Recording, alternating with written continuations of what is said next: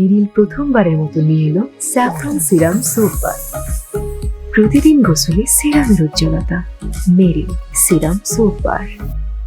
তোমার লুকস নিয়ে বলো, মানে এত চমৎকার লেগেছে তোমাকে, specially your hair style, sari পরা।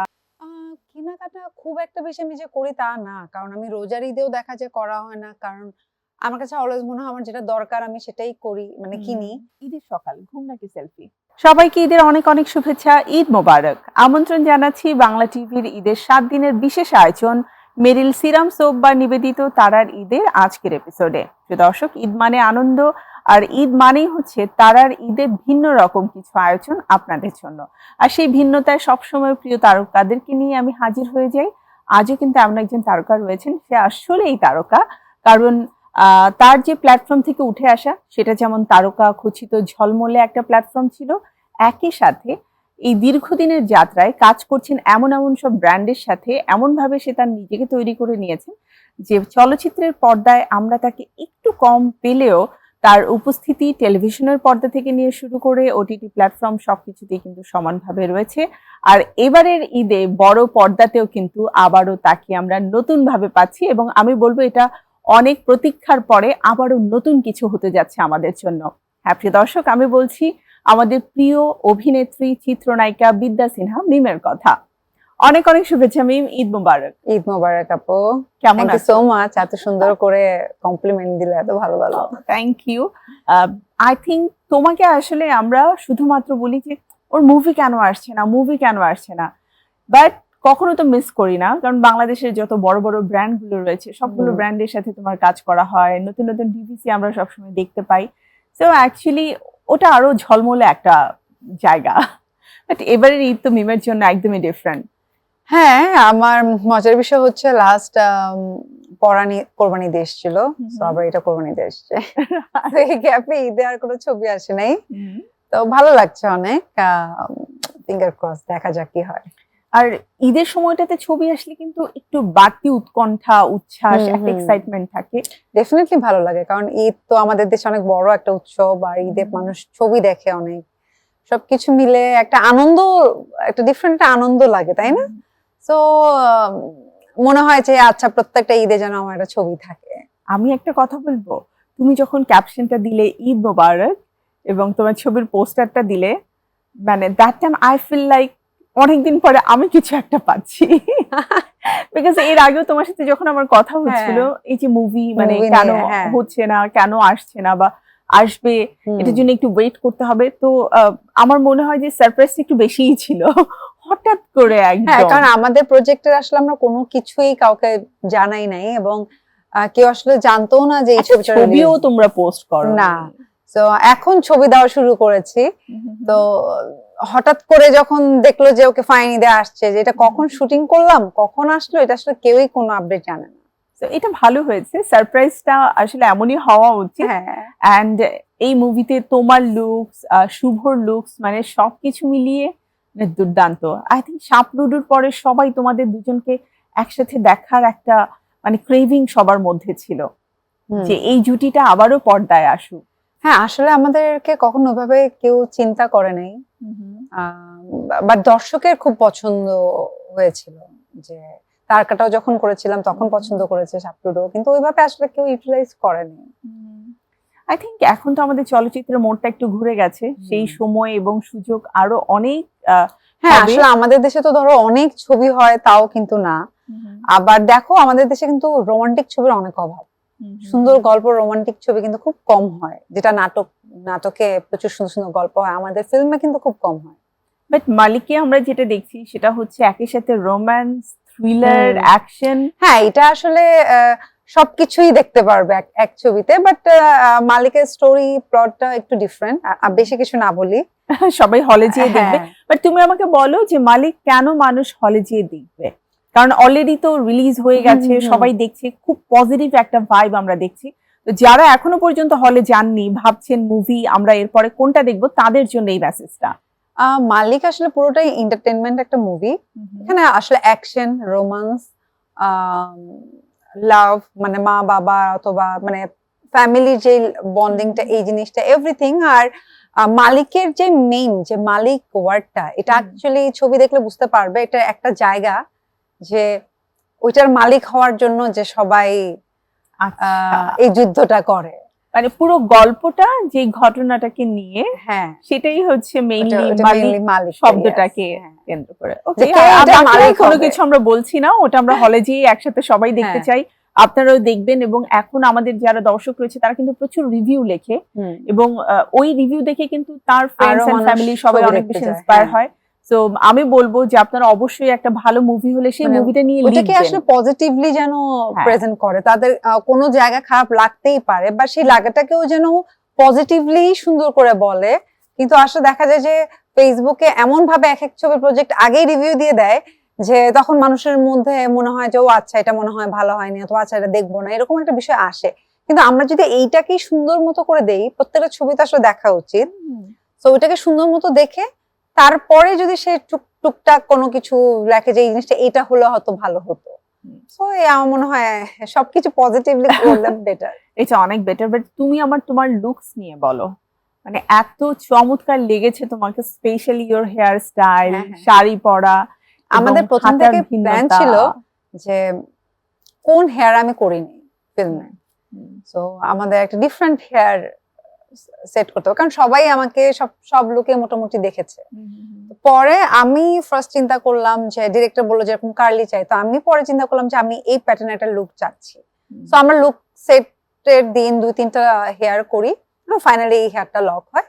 তো পরে দেখলাম যে না ভালোই লাগলো, আমি টেনশনে ছিলাম আচ্ছা এক্সপেরিমেন্ট করতেছি কেমন লাগবে। হ্যাঁ, কারণ নরমালি আমরা সবসময় স্ট্রেট হেয়ারে অভ্যস্ত, হঠাৎ করে কার্লি হেয়ার তুমি কতটা ক্যারি করতে পারবে, এটাও একটা ফ্যাক্ট ছিল। দুর্দান্ত দুর্দান্ত। আমি তো ট্রেলার টিজার যখন আমি দেখেছি, আমি জাস্ট ভাবছিলাম যে কিছুই জানলাম না।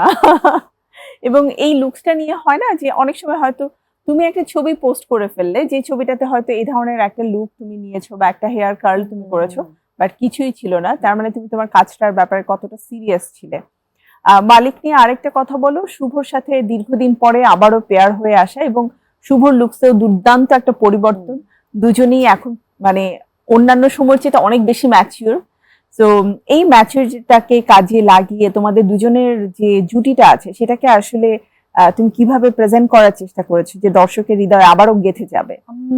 এটা আসলে তো দর্শক হলে গিয়ে দেখে বুঝতে পারবে যে দুজনকে কেমন। টিজার এন্ড ট্রেলার দেখে দর্শক অলরেডি তো শুভ ভাইয়ের, হ্যাঁ শুভ ভাই এটাতে অনেক পরিশ্রম করেছে। শুভ ভাইয়ের ফার্স্ট 1-2 দিনের পরে মনে হয় কোনো একটা সিকোয়েন্স করতে গিয়ে তার হাঁটুতে আগুনে পুড়ে যায়। তো আমি তাকে দেখি যেটা টানা 7 দিন সে ওই পোড়া নিয়েই শুটিং করে। আচ্ছা, তো আচ্ছা, মাঝখানে আমরা একটা ছোট্ট ভিডিও দেখেছিলাম। তো ওইটা কিন্তু আসলেই তার একদম পুরো ক্ষত অবস্থা ছিল, প্রতিদিন সকালবেলা ব্যান্ডেজ করে তারপর শুটিং করতো। তো তার এই ডেডিকেশনটা খুব ভালো লেগেছে, এবং তার সবসময় এই জিনিসটা ছিল এই। আর আমাদের কেমিস্ট্রি সবসময় মানে তার সাথে আমার আসলে আগে থেকে যেভাবে কাজের কেমিস্ট্রি সবই ওই রকম। একটা জায়গায় যেমন খুব মজার সিন ছিল যে একটা রোমান্টিক গানের পার্ট ছিল যে সেরকম হেঁটে যাচ্ছে, আমি তাকে জাস্ট হাত করি। তো ওনার সাথে আমার ফার্স্টের দিকের মুভিগুলো কিছু এক্সপিরিয়েন্স আছে, সেটা হচ্ছে যে কয়েকটা এর আগে যে ছবিগুলো করেছেন সেখানে হাগ সিন থাকতো, আমি ঠিক মতো হাগ করতে পারতাম।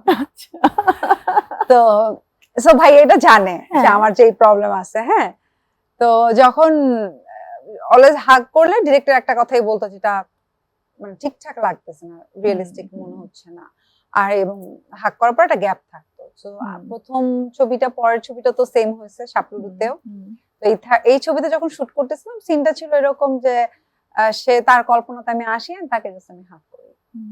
তো এই সিকোয়েন্সটাতে যখন আমি আসলে তাকে হাগ করি, সে নাকি সত্যি সত্যি অবাক হয়েছে। এন্ড সিন শেষ হওয়ার পর বলে, ও মাই গড মি, আমি তো এটা মানতেই পারলাম না, তুমি 100টা এইভাবে। আর আমি সে কি লজ্জা। ইয়েস, আমি সেটা বলছিলাম যে এখন যথেষ্ট ম্যাচুরিটি এসেছে, মানে চরিত্রটাকে ফুটিয়ে তোলার জন্য আমি সবসময় বলি যে আমি পার্শ্ববর্তী দেশ বা হলিউডে দেখেছি যে একজন অ্যাক্টর বা অ্যাক্ট্রেস কাজ শুরু করার পরে 10 থেকে 12 বছর পরে যে সে একটা হিট মুভি দেয়, অথবা মানুষ তার ওই চরিত্রটাকে মনে করে। তার মানে কি একটা অ্যাক্টর বা অ্যাক্ট্রেসকে ম্যাচিউর হতে হয় এবং এর জন্য তাকে সময় দিতে হয়, যেটা আসলেই তোমার তাই। এখন হয়েছে। হয়তো একটা সময় কাজ করতে যে হ্যাঁ এটা আমার কাজ, এটা আমার চরিত্র, জাস্ট করতে হচ্ছে। আর এখন কিন্তু তুমি মনে করছো যে এই চরিত্রটাকে বাঁচিয়ে রাখতে এটা হবে। মানে এটা অটো ওই ক্যারেক্টার থেকে অটো চলে আসে, চলে আমি আসলে আসে। ওই ফিলই করি না। হ্যাঁ এই মেয়েটা হলে কি করতো, এটা করতো। আই থিঙ্ক এই এই ক্যারেক্টারটা জিনিসটা নিয়ে তুমি নিজেকেও নিজে অনেক প্রিপেয়ার করেছো। হ্যাঁ এখন দেখা যাক, এমনি ইন্টারেস্টিং আছে মেয়েটার ক্যারেক্টারে, দুইটা শেড আছে। তো আমার কাছে তো ভালো লেগেছে যখন গুলিটা তুমি ধরলে, চমৎকার ছিল। ছবি দেখে দেখো তুমি, এখন তো যেহেতু চলছে আমি তো দেখে। দেখবো, দর্শকরাও দেখবে এবং অনেক পজিটিভ রিভিউ থাকবে, যেহেতু মানে ঈদের দিন থেকে হলে চলছে। আমাদের যেটা হয় কোরবানি ঈদের দিন আমাদের কাটাকুটি নিয়ে এত বেশি ব্যস্ততা হ্যাঁ, থাকে, ওই আমরা দিন কিন্তু actually চাইলেও দেখতে যেতে পারি না। পরের দিন থেকে আসলে সবাই তখন সবাই।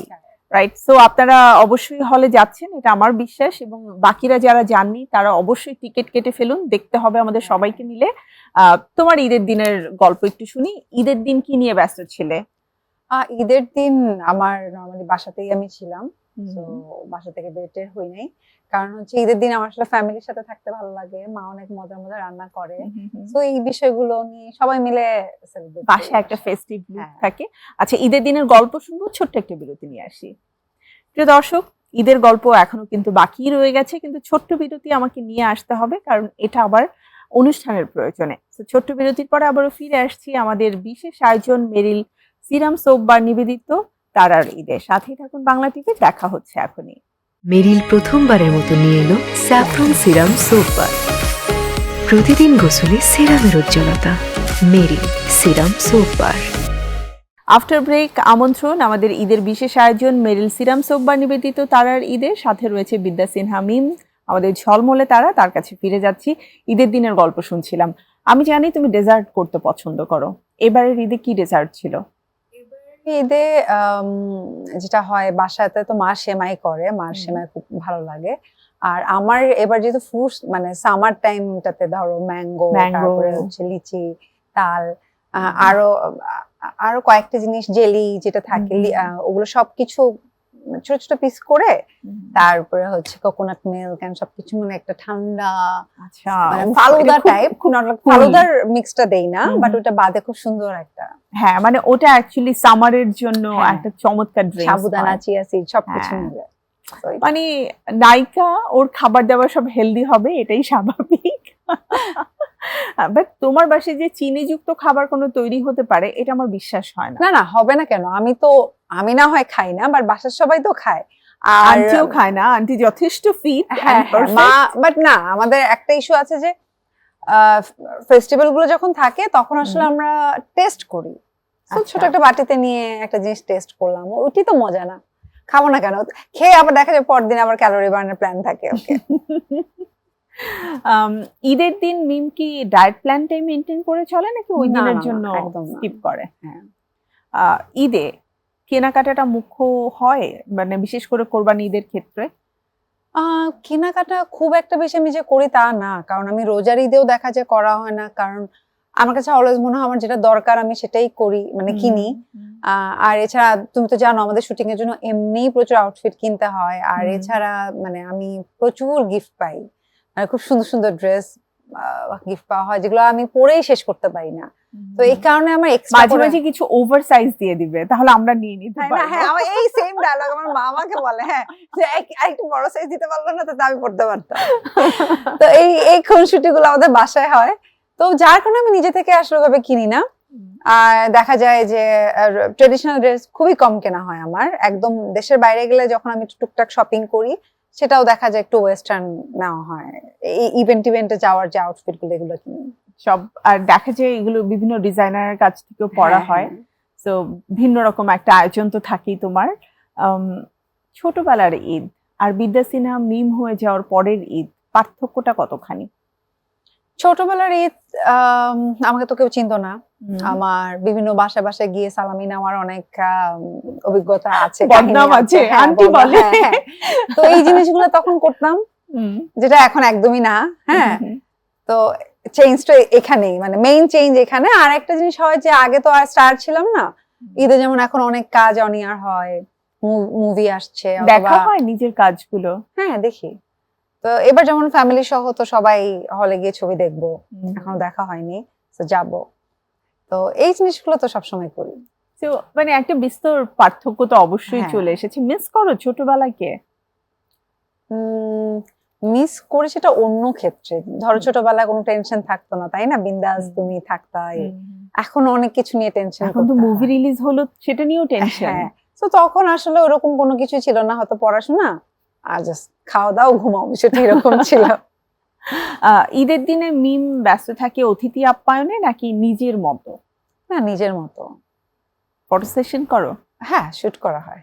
রেডি হলে তখন তো একটু মানে ছবি টবি তুলি। হ্যাঁ, তোমার ডেডিকেটেড ফটোগ্রাফার ঈদের দিনও তোমার সাথে না না, ছিল? ওই সময় থাকে না, তখন ফ্যামিলি পারসন কেউ একজন ছবি তুলে দেয়। আই থিংক তুমি যে অ্যাঙ্গেলেই দাঁড়াও সেই অ্যাঙ্গেলেই ছবি সুন্দর আসে। না, সেই আমার জন্য এই সাইডটা সুন্দর হয়। আচ্ছা, সবারই তাহলে বোধহয় একটা প্রোফাইল। হ্যাঁ, তুমি যেমন আজকে উল্টা দিক নিয়ে নিছো। কিচ্ছু করার থাকে না জানো, আমাদের ডিরেক্টররা অলওয়েজ মানে উপস্থাপিকাকে এমন জায়গায় বসায় যেন তার প্রোফাইলটা পচে আসলেও সমস্যা না হয়। না, তোমার প্রোফাইল এটা বেশ এটা না? এটা হ্যাঁ, তো ঠিকঠাক তো। উনি জানতো না, ও নির্ঘাত আচ্ছা। চেঞ্জ করে ফেলতো। কোরবানি ঈদে তোমার পরিবারের সাথে কাটানো সবচেয়ে স্মরণীয় কোনো ঘটনা কি আছে মনে? কোরবানিতে স্মরণীয় স্মরণীয় বলতে কিরকম, মানে আমরা তো অলওয়েজ এত এত এত ঘটনা থাকে, ওইভাবে আলাদা করে তো ওইভাবে এই মুহূর্তে মনে পড়ছে না। লাইক কখনো শপিং করতে গেছো, হ্যাঁ, পেছন থেকে গরু এসে দৌড়ানি দিয়েছে, সেটাও স্মরণীয়? না না, লাল জামা পরা ছিলে? এরকম কখনো মানে হয়নি না, কিন্তু ভাগ্যিস। আমার মনে আছে আমি ছোটবেলায় স্কুল থেকে যখন বাসায় যেতাম, এরকম একবার হয়েছে যে আমি রেড একটা কোনো ড্রেস পরা ছিলাম, কোচিং থেকে আসছিলাম, এরকম কিছু একটা হবে মেবি। সো আমার মা আমাকে এরকম একটা ডায়লগ দেয় তোমার মতো যে তুই লাল ড্রেস পরছিস, ও আসবে এরকম। আমি না আসলেই ভয় পাইছি, এন্ড আমি ভয়ে মানে আমার মনে হচ্ছে যে সে হয়তো আমার কাছেই ছুটে আসতেছে। আচ্ছা, ছোটবেলাটা কাহিনী হয়েছে। ছোটবেলায় ঈদের শপিং করার সময় তুমি কি জিনিসপত্র বাছাই করতে অনেক সময় নাও, বা যে কোনো শপিং এ, নাকি হুট করে? না মানে না, অনেক টাইম লাগে, আমি অনেক কনফিউজ থাকি, এটা নিব কি নিব না, ভাবতেছি। একা থাকলে নিশ্চয়ই আন্টিকে ভিডিও কল হ্যাঁ দাও, হ্যাঁ, বোনকে ভিডিও কল দাও। পিকচার তুলে সেন্ড করি। আবার এমনও হয় ধরো কেউ বললো যেটা ভালো লাগতেছে না, হ্যাঁ না এটা খুব বাজে, না এটা তোমার ভালো লাগছে নিব। তো এটা অনেক এরকম অনেক হয়। হ্যাঁ, আবার সামহাও আমার কাছে ওটা ভালো লাগলো, বাট তাও আমি দেখাবো। মানে তুমি এটা নিবে, তুমি জানো, কিন্তু তারপরে অন্যান্যদের অপিনিয়ন জানতে ইচ্ছা করে। ব্যস্ত ক্যারিয়ারের মধ্যে মি টাইম বের করো কিভাবে? মি টাইম বের করি, কারণ মানে কিভাবে বের করি তাই তো হয়ে যায়, মানে আই থিংক তোমার জীবের সময়টা তোমার মি টাইম। হ্যাঁ, ওটা মি টাইম। আবার আমি যেটা করি সব সময়, আমি সব শুটিং এ চেষ্টা করি এক শুটিং থেকে আরেক শুটিং এ একদিন গ্যাপ রাখা। তো ওইটা আমার টাইম, তাই ওটা আমার নিজেকে প্রিপেয়ার করার টাইম। অনেক ক্ষেত্রে দেখা যায় অনেক ব্যাক টু ব্যাক ওইটা আমি ডেটই ধরে রাখি। ধরো কি আমার ডেট চাইলো, ওটা আমি ডেটই ধরে রাখবো, আমি তাকে দিব না। ওয়াও, এই ব্যাপারে তুমি খুব স্ট্রিক্ট। হ্যাঁ, এবং আমি এটা কাউকে শেয়ারও করবো না যে ওটা আমি এটা করেছি। ওকে, আমার ডেট লগ ওটা। আমি কি বলবো যে এই একটা রিজনেই মিম তার নিজেকে এতটা চমৎকার ভাবে ধরে রেখে সামনের দিকে এগোতে পারছে, কারণ ফিট থাকতে হলে কিন্তু নিজেকে অনেক সময় দিতে হয়। মেন্টাল হেলথ বলো, ফিজিক্যাল হেলথ বলো, সব জায়গাতেই কিন্তু নিজেকে সময় দিতে হয়। তো তোমার এই রূপের রহস্য, ফিট থাকার রহস্য, ভালো থাকার রহস্য কি তাহলে এই জায়গাতেই? সেইটা আমি জানি না, কিন্তু আমি চেষ্টা করি নিজেকে সময় দেওয়ার। I love myself. মানে আমার বাসায় সবাই জানে যে আমি আমার নিজেকে অনেক ভালোবাসি। ধরো ঝড়মড় হয়ে গেল, আমার জিমে যাওয়া বন্ধ হয় না, আমি যাই। আর যখন জিমে যেতে পারি না, সময় এই হয় না। মোটিভেশনটা পাও কোথা থেকে? কারণ আমরা তো সব সময় দেখি জিমে যাওয়া নিয়ে এটা হয়, ধরো আমি টানা যে লাস্ট একটা ফিল্ম শুটিং শেষ করে ফেললাম, আমি শুটিং এর এক ফোঁটা ফুড খাইনি, আমি ওই আমার চার্ট একদম প্রপারলি মেইনটেইন করছি। হ্যাঁ, ওয়াও। আউট অফ ঢাকা বিভিন্ন লোকেশনে যে তোমার শুটটা হয়েছে, ওইভাবে আমি সকালবেলাতে আমি প্ল্যান করে ফুড রেডি। তুমি জাহাঙ্গীরনগরে ছিলে, আমি তখন ওখানে শুটিং এ গেলাম, স্ট্যান্ড বাই ছিল আমার ফুড। ও মাই গড, এই ডেডিকেশন লেভেলটা অ্যাকচুয়ালি আসে কোথা থেকে যখন আশেপাশে সবাই অনেক মজার মজার খাবার খাইছে? আমার আসে না। ও মাই গড, আমি তখন খুব বেশি হলে বাদাম খাই। বাও, একটু শেখা উচিত আমাদের। না এটা আমার মনে হয় যে আমি এতটা করতাম না যদি আমি যে কোনো ফুড খেলে আমার খুব বডিতে লাগে। আচ্ছা, খুব দ্রুত ওয়েট গেইন হয়। হ্যাঁ, অনেকে অনেক লাকি যে প্রচুর খায় মোটা হয় না, সো তারা আসলেই লাকি।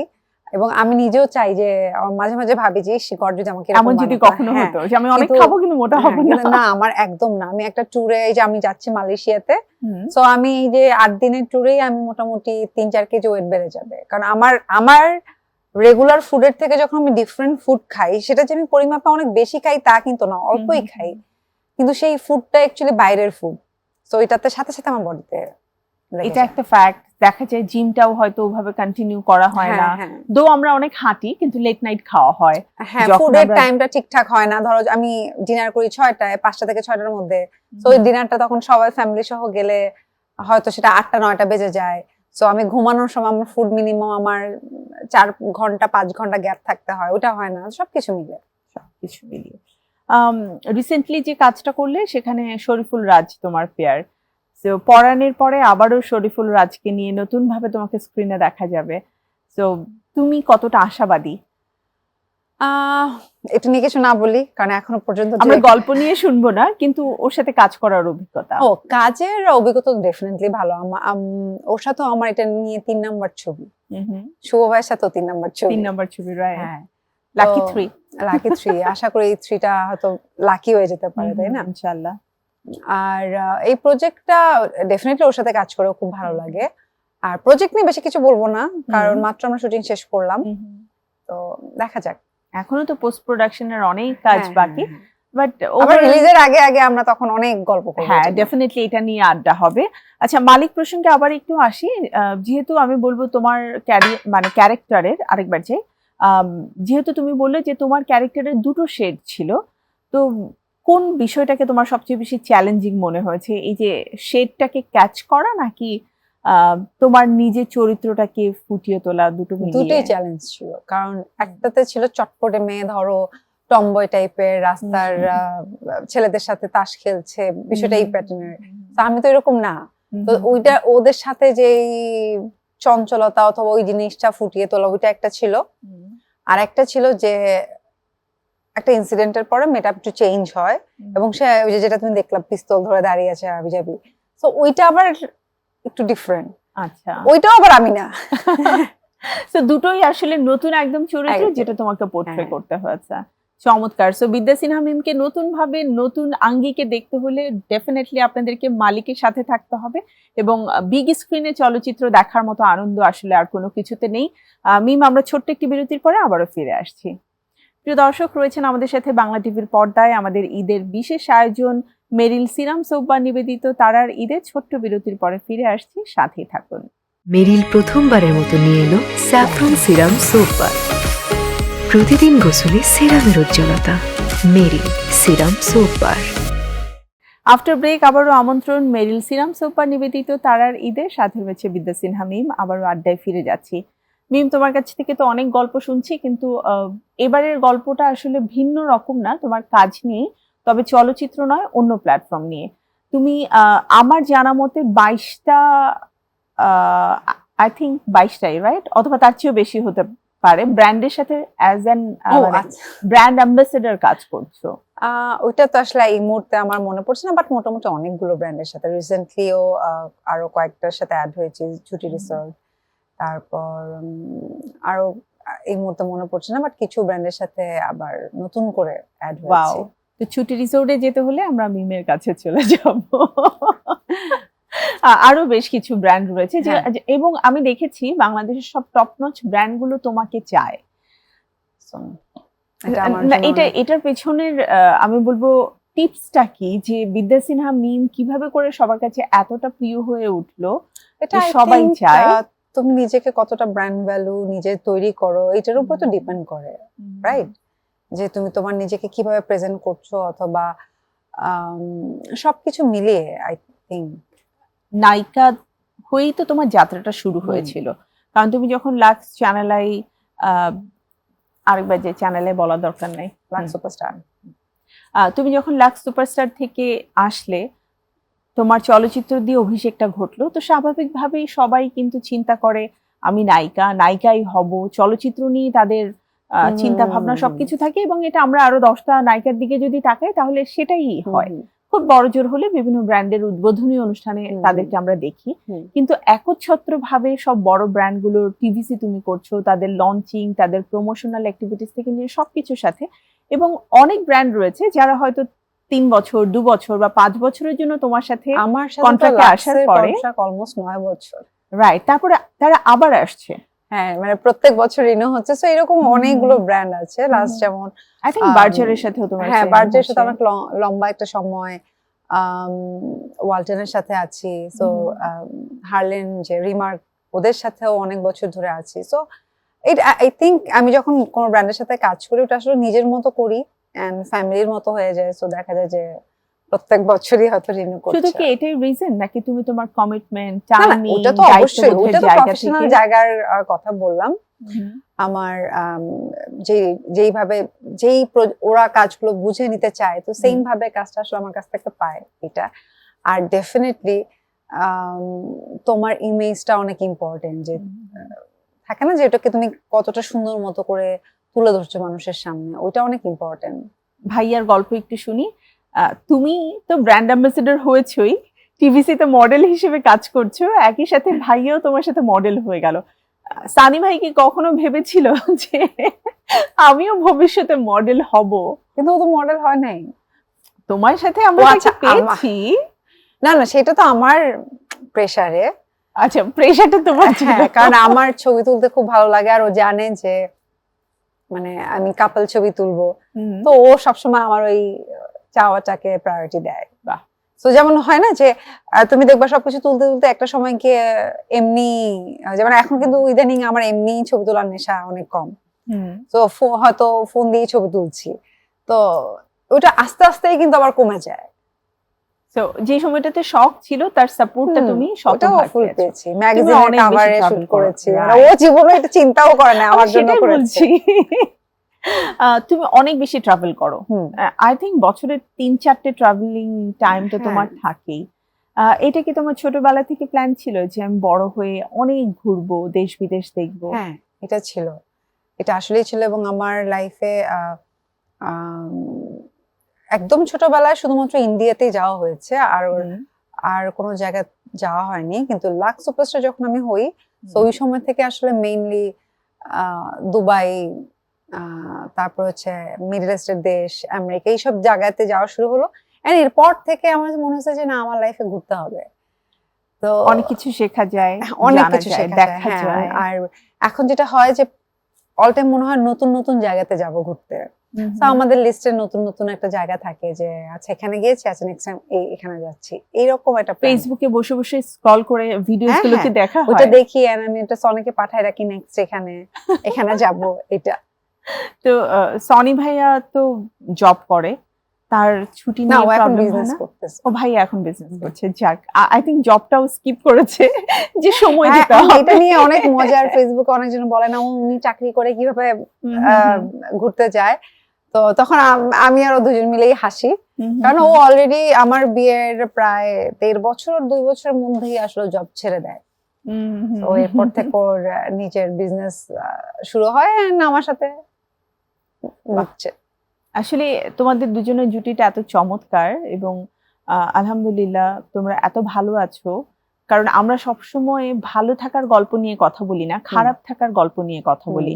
আই থিংক ভালো থাকার গল্পগুলো মানুষের কাছে এক্সাম্পল হওয়া উচিত, খারাপ থাকার গল্পগুলো নয়। তো অনেক অনেক শুভকামনা এবং দোয়া তোমাদের জন্য থাকবে। আমরা এবারে একটু খেলবো, একটা হচ্ছে র্যাপিড ফায়ার, একটা হচ্ছে ট্রু ফলস। তো র্যাপিড ফায়ারটা প্রথমে করছি, এক কথায় উত্তর দিতে হবে, খুব চটজলদি। আমি জানি তোমারও তারা আছে। ঈদের সকাল, ঘুম নাকি সেলফি? ঘুম। সেমাই নাকি কাচ্চি? দুইটাই ফেভারিট। আচ্ছা, সেমাই। আচ্ছা, ওটা আন্টি রান্না করে। ঈদের শপিং অনলাইন নাকি শপিং মল? Shopping mall. যাওয়া হয় না, কিন্তু খুব কম যাই, কিন্তু ভালো লাগে শপিং মলে। বোরকা পরে মাস্ক হ্যাঁ দিয়ে না না তারপরে একটু মাস্ক পরে তুমি তো যাওয়া সবাই হয়। চিনে একদম যায়। সুপার মার্কেট গুলোতে তো আর যাওয়া হয় না। হুম, ধরো গুলশান বনানীর যে মলগুলো থাকে অথবা ডিজাইনার যে হুম। থাকে ওখানে যাওয়া হয়। ওকে। ঈদে বেশি ব্যস্ত অতিথিদেরকে নিয়ে নাকি অতিথিদের সাথে ছবি তোলা নিয়ে, মানে তাদেরকে আপ্যায়ন করা নিয়ে নাকি ছবি তোলা নিয়ে বেশি ব্যস্ত থাকো? না না আপ্যায়ন সালামি দিতে ভালো লাগে নাকি নিতে? নিতে কার কাছ থেকে বেশি নাও? সবার কাছ থেকে। ঈদের দিনে ডায়েট নাকি নো ডায়েট? No diet. আসলে মানে বিশ্বাস হয় না, হ্যাঁ হ্যাঁ একদম অল্প একটা দিন, খাও। হ্যাঁ মানে অল্প না, আমি বেশি খেতে পারি না, হুম। বাট ওই দিনটা যা ইচ্ছা খেতে মন চায় খাই। ঈদের দিনে সকাল থেকে নিয়ে রাত পর্যন্ত কয়টা ড্রেস বদলাও? 2টা। সকালে একটা, রাতে হুম, একটা। হ্যাঁ ঈদের দিনে বেড়াতে যাওয়া হয়? হ্যাঁ যাই, সন্ধ্যার সময় হয়তো যাওয়া হয়। ওকে। এরপরে আমরা চলে যাচ্ছি তোমার প্রিয় খাবারে। তোমার প্রিয় খাবার কোনটি? আমার প্রিয় খাবার, হুম, আমার মানে বাঙালি ফুড, মানে ভাত, ইলিশ মাছ ভাজা, আলু অবিশ্বাস্য। ভর্তা, এইসব খুব পছন্দের। আচ্ছা, ইলিশ মাছটা মেনে নেওয়া যায় হ্যাঁ। যে এটা সবারই খুব পছন্দের। আম, রান্না করতে বেশি ভালো লাগে নাকি খেতে? খেতে। সহজ স্বীকারোক্তি। ঈদের দিনে মোবাইলের চেয়ে আবার যাই, ঈদের দিনে মোবাইলের সবচেয়ে বেশি রিকোয়েস্ট কোনটি আসে, শুভেচ্ছা নাকি সেলফি রিকোয়েস্ট? ঈদের সময় হ্যাঁ। শুভেচ্ছা প্রচুর আসে, Okay. মানে ফোন, মানে ওই দিন ফোন পুরো ভরে যাবে। হ্যাঁ, ঈদ মোবারক, ঈদ হ্যাঁ, মোবারক, ঈদ এবং মোবারক। চাঁদরা থেকে এটা আসলে হ্যাঁ, শুরু হ্যাঁ। হয়। এবং এত মানুষ মানে শুভেচ্ছা পাঠায় যে সবাইকে রিপ্লাই দেওয়া না খুব আমার মনে কঠিন হয় এটা হয়ে অটো যায়। দিয়ে রাখে, রাইট? হতে পারে। ঈদের সিনেমা দেখতে হলে হল নাকি বাসা, কোনটা বেশি ভালো লাগে? যদিও হলে যেই দেখতে হয় আমাদেরকে, কিন্তু এখন তো তোমার ওটিটি প্ল্যাটফর্মেও অনেক মুভি চলে আসে। বাট হল হল হচ্ছে বেস্ট। বেস্ট। ওই অন্ধকার, বা সবার অনেক সময় অনেক স্মৃতি। টাইমের জন্য হয়তো হয়ে ওঠে না, হুম হুম। কিন্তু হল বেস্ট।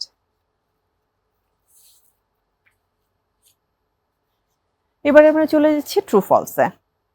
পরিবার ছাড়া ঈদের আনন্দ অসম্পূর্ণ লাগে। হুম ট্রু। হুম ঈদের সকালে মিষ্টি না খেলে দিন শুরু হয় না। হুম শুটিং এ ব্যস্ততার মাঝেই ঈদে পরিবারের জন্য সময় রাখো।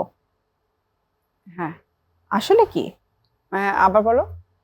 ঈদে ব্যস্ততার মাঝেও পরিবারের জন্য সময় রাখো? ইয়েস। ও অলওয়েজ রাখে। হ্যাঁ ও খুবই ফ্যামিলি ওরিয়েন্টেড। ঈদে নতুন সিনেমা মুক্তি পেলে তুমি নার্ভাস থাকো? True little or bit. false? আগে বেশি হতো, এখন আর তেমন হয় না, ওকে। বাট হয়, হালকা তো হয়। এবারও ছিলে।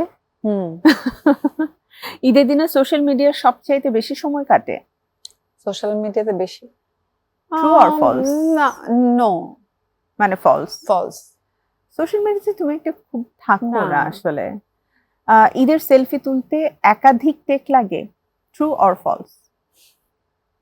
সেলফি অ্যাকচুয়ালি আমি খুব কম তুলে পোস্ট করি, ব্যাক ক্যামেরা দিয়ে বেশি ছবি তোলা কেউ না হয়। কেউ তুলে দেয়। হ্যাঁ মালিক সিনেমা নিয়ে দর্শকের প্রতিক্রিয়া দেখার জন্য তোমার আগ্রহ অনেক বেশি ছিল। ইয়েস, এটা কি ইয়েস True, তো, হ্যাঁ true. ট্রু। ট্রু। ওকে। ঈদের দিনে ঘুমের চেয়ে আড্ডা বেশি উপভোগ করো? হ্যাঁ আড্ডা। ট্রু। ট্রু। সালামি এখনো নিতে ভালো লাগে নাকি সালামি ছোট বোনেরটা রেখে দিতে ভালো লাগে, কোনটা? ছোট বোনটা রেখে দিতে ভালো। ঈদ মানে তো আনন্দ, ঈদ মানে আমাদের জন্য অনেক উচ্ছ্বাসের, কিন্তু ঈদের সাথে চলচ্চিত্রের যখন যোগসূত্র থাকে তখন তোমার কাছে ঈদটা আসলে কি? ঈদটা আমার কাছে অলওয়েজ মনে হয় একটা আনন্দ, মানে ফ্যামিলির সাথে যে একটা আনন্দ থাকে। ঈদ মানে আসলে ফ্রেন্ডসদের সাথে একটা হ্যাং আউট করা, নতুন নতুন জামা পরা, হাতে মেহেদি দেওয়া, খাওয়া দাওয়া, এই সব কিছু মিলে একটা আনন্দ লাগে। তো চলচ্চিত্র যদি আসে তাহলে ও, সেই আনন্দটা চলচ্চিত্রটা আসলে এক্সট্রা যুক্ত হয়ে হ্যাঁ, যায়। মানে ওইটা দিলে মনে করো যে তুমি যেমন বললে না যে আমি ছবিটা পোস্ট দিয়ে লিখলাম ঈদ মোবারক, তো আমার ঈদ কিন্তু আরো ওই দিন সেদিন থেকে থেকে শুরু হয়ে গেছে। যে ওকে ফাইজ ঈদ মোবারক ছবি রিলিজ হচ্ছে আমার। এন্ড যারা অ্যাকচুয়ালি অপেক্ষা করছিল যে আমরা নতুন কিছু পেতে হ্যাঁ। চাই, তাদের সবার জন্য এটা খুব ভালো একটা সারপ্রাইজ আর অনেক মানুষজন মানে আমাকে ফোন করে উইশ করেছে যে তোমাকে অনেকদিন পর দেখে খুব ভালো লাগছে। হ্যাঁ। ফাইনালি আবার অনেকে লিখেছে যে এটা কবে করলো, কখন হলো, কিভাবে হলো, কিছুই জানি না। So, ওকে, it is মজা লাগছে। নো ওয়ারিজ, আমরা সবাই মিলে তো মালিক হলে যেয়ে দেখছি।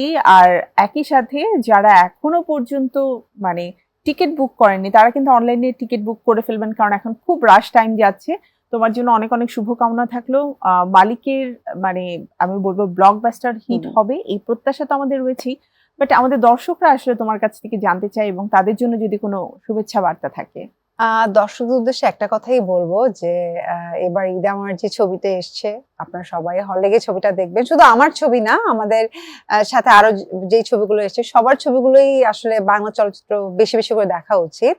এই আর সবার ঈদ খুব খুব খুব ভালো যাক, সবাই খুব ভালো থাকবেন। সবাইকে ঈদের অনেক অনেক শুভেচ্ছা। ঈদ মুবারক। থ্যাংক ইউ মিম, তোমাকেও অনেক অনেক শুভেচ্ছা এবং ধন্যবাদ ব্যস্ততার মাঝে আমাদেরকে সময় থ্যাংক দিয়েছো। ইউ আপু। এন্ড হোপফুলি তোমার সাথে একসাথে বসেই আমরা হলে মালিক আবারও দেখছি, অবশ্যই। এই প্রত্যাশা থাকবে। প্রিয় দর্শক, এই ছিল আমাদের আজকের আড্ডা। বিদায় নিতে হচ্ছে ঈদের বিশেষ আয়োজন মেরিল সিরাম সোপার নিবেদিত তারার ঈদ থেকে।